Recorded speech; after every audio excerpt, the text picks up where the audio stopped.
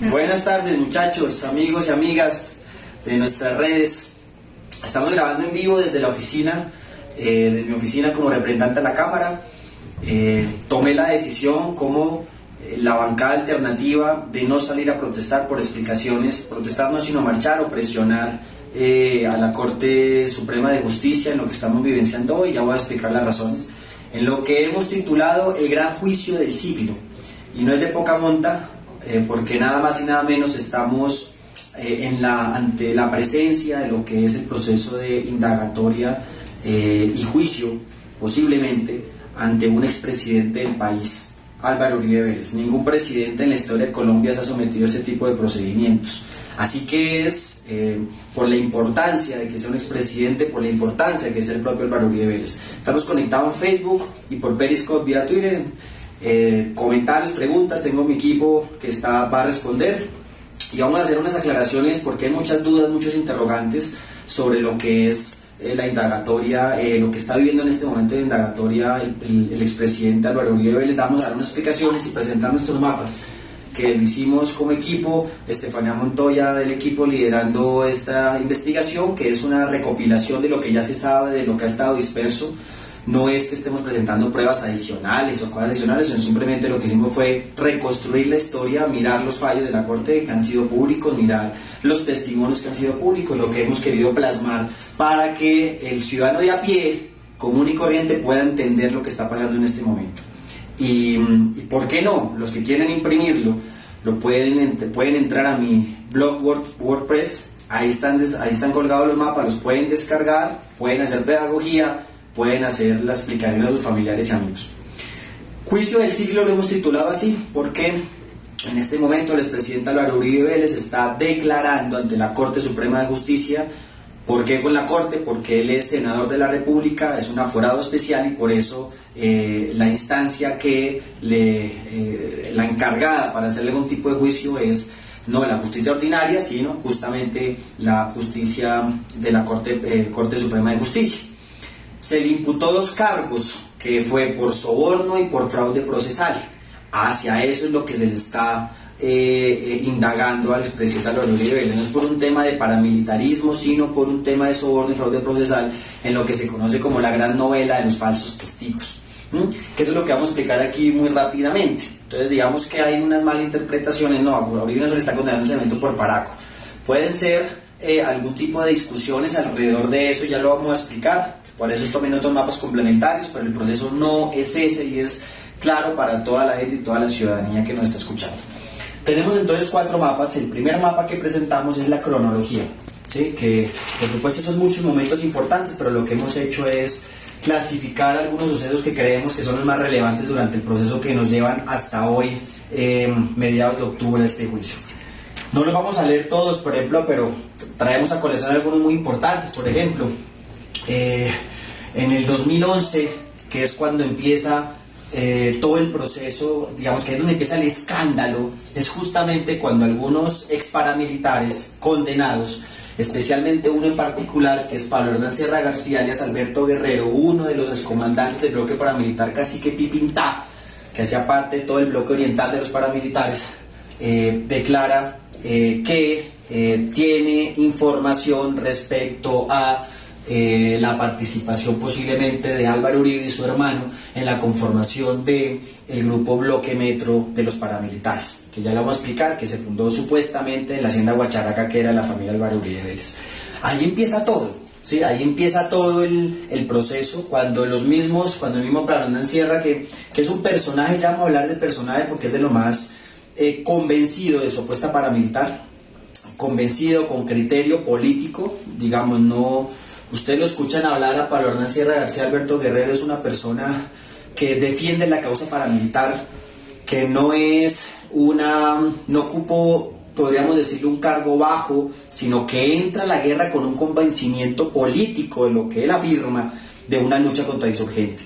Entonces por eso es un personaje que ustedes lo escuchan en los audios y ven qué tipo de personajes quiere sobresalir. Bueno, obviamente lo que son estos bandidos, pero especialmente esto. Digamos, aquí empieza todo el proceso, aquí empieza la telenovela. En el 2012 Álvaro Uribe Vélez denuncia a Iván Cepeda por abuso de función pública por las entrevistas que se concedieron Pablo Hernán Sierra a Álvaro Uribe en el 2011, donde comenta lo que les estaba explicando. Álvaro Uribe Vélez denuncia justamente a Iván Cepeda ante la corte, porque Iván Cepeda en ese momento era senador, como lo hoy es senador. Esta es la primera denuncia. Evidentemente hay toda una discusión. En el 2014 el senador Iván Cepeda del Polo Democrático hace un debate donde presenta algunas pruebas. El debate se titulaba Álvaro Uribe Vélez, narcotráfico, paramilitarismo y parapolítica, donde lo que presenta Iván Cepeda es la recopilación justamente de manifestaciones de muchos de los paramilitares que en sus diferentes versiones conducen a Álvaro Uribe Vélez como uno de los promotores del paramilitarismo en Antioquia. Ahí empieza ese debate, que es, digamos, uno de los debates más insignes que se han hecho en los últimos 10 años en el Congreso de la República. Pasamos a otra fecha muy importante, que es el 16 de febrero del 2018, cuando la Corte Suprema archiva la investigación que se tenía contra Iván Cepeda por la denuncia que había realizado Álvaro Uribe Vélez. La Corte Suprema, en su sabiduría, dice que Iván Cepeda no tuvo ningún tipo de manipulación de testigos como lo había denunciado el expresidente Álvaro Uribe Vélez, ¿sí? Así que archiva la investigación y se empieza a manifestar que no solamente no hubo una manipulación de testigos en contra de Iván Cepeda, sino por el contrario, que habían sido más bien los testigos manipulados, financiados, comprados, etcétera, sobornados, eran en función más bien de declaraciones a favor del expresidente Álvaro Uribe Vélez y su familia, ¿sí? Es así que eso fue el 16 de febrero, el 24 de julio, ¿sí? 4 o 5 meses después, la misma Corte Suprema encontró unas pruebas probatorias que más bien podrían justificar es la relación de Hernán Prada, que ya vamos a comentar, que es uno de los actores de esta película, representante a la Cámara del Centro Democrático por el departamento del Huila. Actualmente se sienta a unas 20 sillas al lado donde me hago yo, y el expresidente Álvaro Uribe Vélez. Eran ellos más bien los que estaban comunicándose con testigos, con bandidos, con paracos, para hacerles posiblemente cambiar sus versiones. Es por eso que la Corte Suprema abre oficialmente investigación, imputa al expresidente Álvaro Uribe Vélez. Le hace una imputación por 2 delitos que son soborno y fraude procesal. Esos son los que en este momento tienen al expresidente Uribe declarando ante la Alta Corte de Justicia, Suprema de Justicia. Eso fue en el 2018.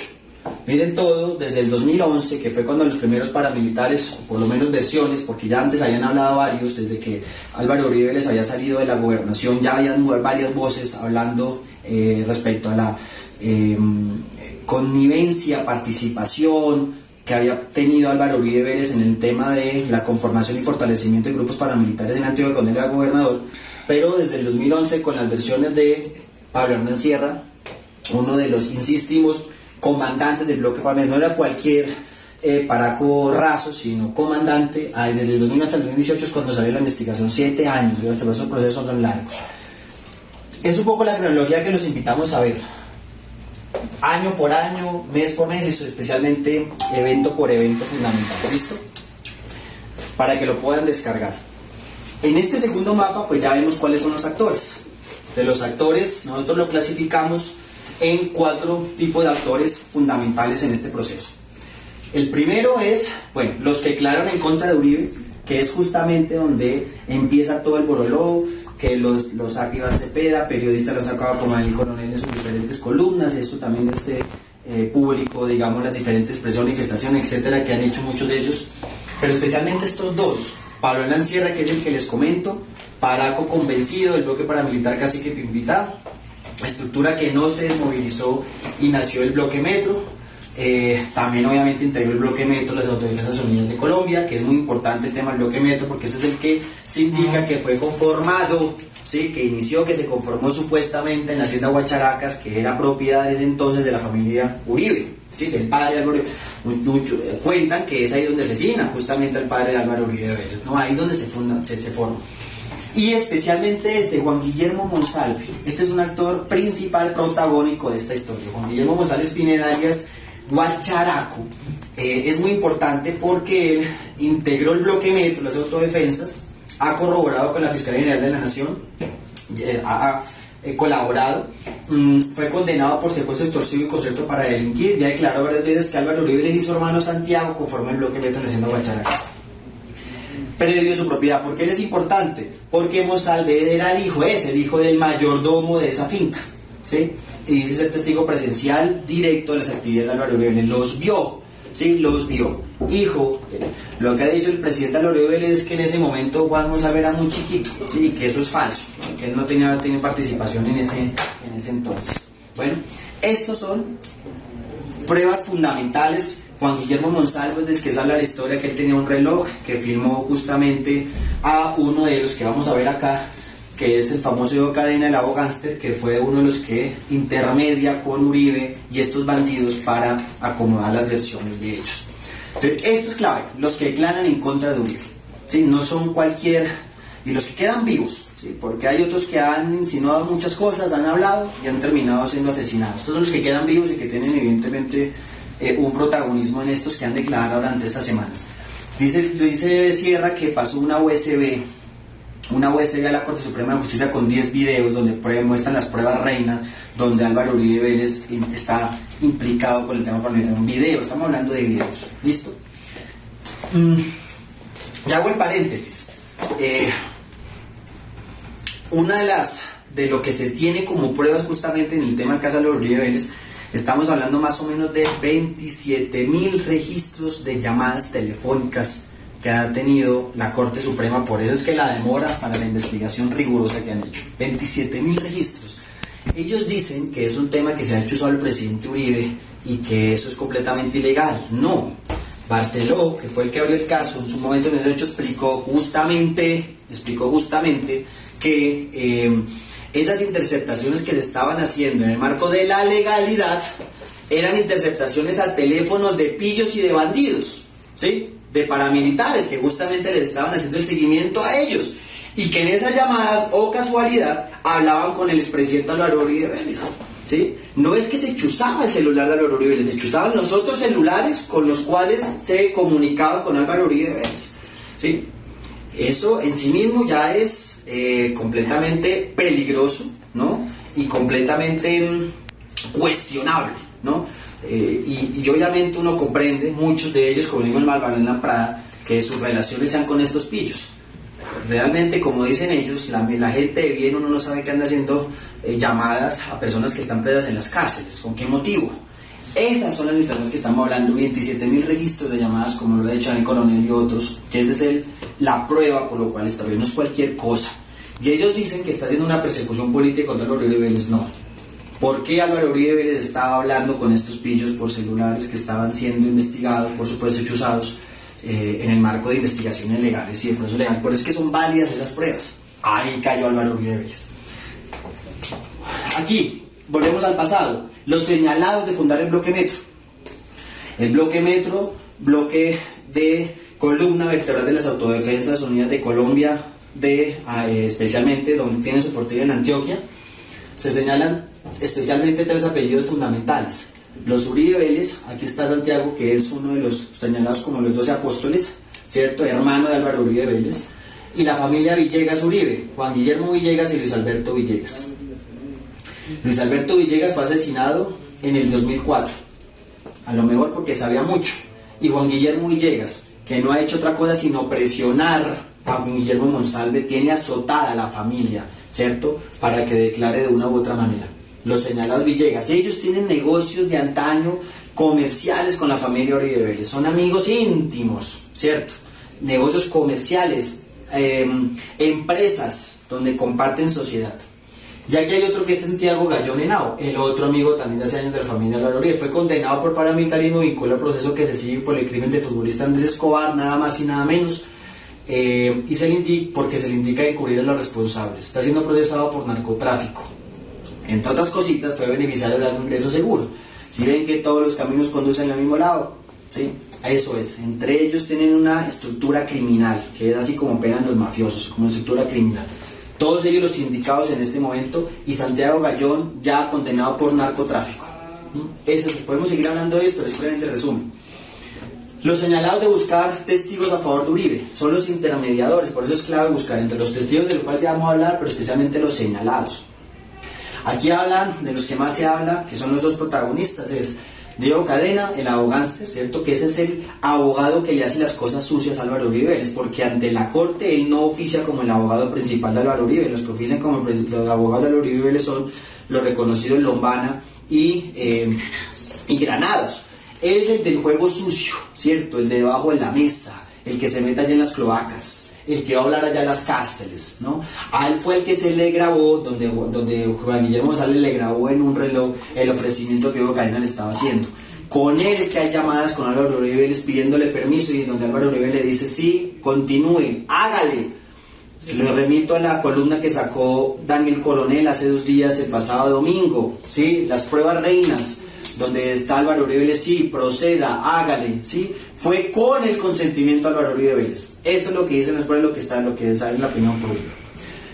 Álvaro Hernán Prada, representante a la Cámara en este momento por el Huila, como les comenté, y es uno de los que también está implicado, también declarando, porque él también intermediado haciendo llamadas telefónicas, etc. Entonces esto es los señales de buscar testigos a favor de Uribe, también para que los puedan descargar y lo puedan mirar.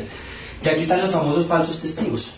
Este es el conjunto de bandidos, ¿cierto? De narcos, de paracos, que en primer lugar lo que han hecho es declarar o manifestaron cosas en contra de Iván Cepeda. Ya algunos de ellos han caído, digamos, no han sido...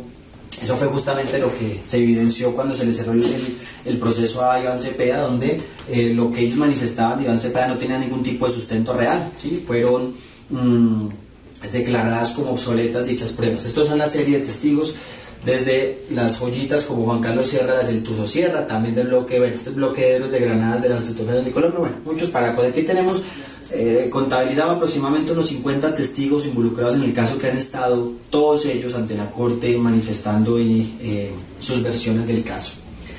Esto es la columna vertebral: proceso histórico, cronológico y actores en juego. Los invitamos a que los descarguen. Y estas dos son dos mapas de ñapas que hemos hecho. Uno tiene que ver con algunos testimonios que han rodeado el tema Uribe, insisto, desde que fue gobernador, es más, desde antes. Yo hace poco no lo conocía, vi un video de la examante de Pablo Escobar, Virginia Vallejo, que hablaba de que él conoció a Uribe, que se lo topó justamente con Pablo, y que el mismo Uribe le estaba diciendo saludes al patrón, ¿sí? Como si fuese un conocimiento directo con el mismo Pablo Escobar. Y aquí hay una serie de testigos, desde Salvatore Mancuso, que desde Estados Unidos ha hablado de que él estuvo en campaña de Álvaro Uribe Vélez y recibió plata, y estuvo en función de la campaña de Álvaro Uribe Vélez a la presidencia. Bueno, listo. Y el tema de la hacienda Guacharacas, que también es bien sonado. Sí, es muy importante porque ahí es donde se dice, ¿sí? Se afirma que ahí se fundó el bloque metro de las autodefensas. ¿Sí? Las acciones que se atribuyen en este es que acá en el momento de conformación del bloque metro, la hacienda Guacharacas es de propiedad de la familia Uribe Vélez, ¿sí? Digamos, eso sí está en el registro de propiedad. Ubicada en el municipio de San Roque, en la zona en la cual se desarrolló su acción, y la Convivir el Cóndor. Sí, que ahí donde está la conformación de los bloques de Autodefensa de Colombia, los paramilitares. Después de Autodefensas Unidas, de manera inicial, paramilitares surgen como el tema de los Convivir, también conocido por todos los colombianos, ¿sí? La cual fue autorizada por Álvaro Uribe Vélez como gobernador, donde firma justamente que se pueda darle a la conformación del Cóndor, de la Convivir el Cóndor. Y según las declaraciones del Pablo Hernán Sierra, del que les comento por acá, esta Convivir fue presidida por el mismo Luis Guillermo Villegas Uribe, que está por aquí, y donde se dice que ahí está la vinculación directa con la familia de Álvaro Uribe, como Santiago Uribe, de los 12 apóstoles y Álvaro Uribe. ¿Sí? Todo esto decimos que es lo que está en este momento en la opinión pública, por eso decimos presuntamente, y lo insistimos presuntamente, porque hasta que pues no tengamos los fallos definitivos, las decisiones finales, todo esto sigue siendo presunción. Obviamente, por eso decimos lo que estamos presentando aquí es lo que ya conoce la opinión pública, no estamos diciendo nada más, es el marco de la discusión. ¿Qué puede pasar en este momento? En este momento la indagatoria donde el senador Álvaro Uribe Vélez va a declarar él, ¿cierto?, a defenderse como tiene el derecho a defenderse en el marco del Estado Social de Derecho, en el marco del Estado de Derecho. ¿Sí? ¿Qué puede pasar acá? Que al final la Corte diga, primero, pueda formulación puede generar una formulación de imputación que cuando considera que hay suficiente material probatorio para decir continuamos con el caso, ¿cierto? Hay una investigación consecuente posterior, recopilar obviamente todo el tema de las audiencias, de lo que se escucha, nuevas pruebas que puedan llegar los testigos, etc. Y eso nos llevaría justamente a la etapa de juicio, ¿sí? Ese es el camino que le puede llevar a Lorenzo. O sea, es decir, de hoy al miércoles eso no va a haber el juicio, este no es el juicio puntual en este momento, es posterior, pero este es el momento fundamental, aquí es el punto de quiebre, porque si no pasa eso puede ser que pase lo otro, que la Corte considere que no hay suficiente material probatorio para eso, ¿sí? Dice, no hay lo suficiente material para indicar de que inculpar, a Álvaro Uribe Vélez de que en verdad esté en los delitos de soborno y fraude procesal, que haya cometido los delitos. Y en ese momento queda absuelto el presunto implicado, en este caso el senador Álvaro Uribe Vélez. ¿Listo? ¿Cuál es la reflexión? Por eso hay que esperar. Esto que está viendo hoy puede durar varios días, ¿sí? Van a haber otros testigos, el mismo senador puede llamar a testigos, puede llamarse, todo lo que él tiene a su mecanismo, a su opción para poderse defender, como tiene que ser. De por sí él está en lo que se ha venido hablando durante el último año, que es una de las dos instancias de la Corte Suprema, ¿sí? Porque antes no teníamos con esa posibilidad de dos instancias, que es lo que han dicho ellos del caso de Andrés Felipe Arias, que es verdad, en ese momento él tenía doble instancia, pero nadie tenía doble instancia. La figura de doble instancia se empezó a implementar en Colombia en el año 2018. En paréntesis, que es lo que decimos de por qué a Andrés Felipe Arias no se le puede aplicar, porque no puede ser retroactivo. Si le abrimos el espacio a Andrés Felipe Arias, le tendremos que abrir a todos los que en este momento fueron condenados, ¿sí? Y ahí se mete desde Samuel Moreno y la peor ralea de narcotraficantes y parapolíticos. Así que eso no es una inestabilidad jurídica que no podemos permitir. Pero en este caso está en eso una de las instancias de las que se ha hablado tanto en la discusión política de los últimos meses. La reflexión política es, como la vemos nosotros, es en primera instancia la defensa ultranza a las instituciones, defender la Corte Suprema de Justicia por encima de todo, de sus decisiones, acatarla en su sabiduría y los magistrados competentes para eso. Por eso no es un proceso de un día para otro, eso tiene una historia, ¿no? Y eso es lo que hay que nosotros defender. Nosotros como bancada alternativa siempre hemos sido muy respetuosos con los diferentes fallos. Por supuesto respetamos y podemos también comprender las diferentes manifestaciones que se puedan hacer alrededor. Nosotros mismos apelamos al derecho de la legitimidad de la protesta, de la manifestación pacífica, pero en este caso decidimos no salir porque no queríamos ningún tipo de presión sobre la Corte, porque desde hace un tiempo para acá eso es lo que creemos nosotros está ocurriendo, ¿no? En un proceso primero de victimización del caso Uribe, señalándolo de que fue chuzado, ya les expliqué que fue chuzado indebidamente, etcétera, una persecución contra él, victimizándolo. Y segundo, pues un ataque frontal contra las Cortes, no solo la Corte Suprema, sino la Corte Constitucional. Cada cierto tiempo, algún genio del Centro Democrático se le da por hacer una propuesta que va en detrimento de los fallos de la Corte. El mismo Álvaro Prada, del que estábamos hablando, nos sorprendió hace un mes, 2 meses, con su gran propuesta de que vía popular puedan controvertirse decisiones de la Corte Constitucional, ¿no?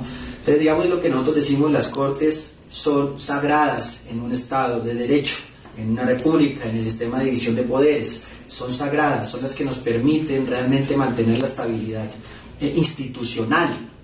Por eso también vemos peligroso, ¿sí?, que el presidente Duque, su vicepresidenta, la ministra ayer del Interior, Nancy, aquí en el Congreso, saquen manifestaciones de apoyo absoluto al expresidente Álvaro Uribe Vélez, porque eso para nosotros implica meterse justamente en esa discusión, ¿no? Y lo que estamos diciendo es que ellos desde el Ejecutivo no pueden hablar como cualquier ciudadano parroquiano, sino tienen un foro, tienen unos deberes desde el gobierno que tienen que respetar en el marco de la división de poder. Por eso nosotros estamos acá, por eso estamos en la oficina. Por último, insistimos en la defensa de las Cortes, la defensa. Y este juicio es el juicio del siglo porque es un juicio que tiene que ver sobre la verdad, sobre la historia de Colombia, sobre la memoria, tiene que ver sobre la democracia, tiene que ver justamente con aquel ciudadano colombiano que coronó la presidencia, posiblemente con apoyo de la estructura mafiosa que ellos mismos llamaron en su momento la refundación del Estado, refundación de la patria, donde ellos mismos estructuraron un plan político de toma en las instituciones. Aquí en el Congreso, con lo que se llamó la bancada de parapolíticos, ¿no? Una tercera parte del Congreso, pero no solamente el Congreso, que muchos de ellos han caído.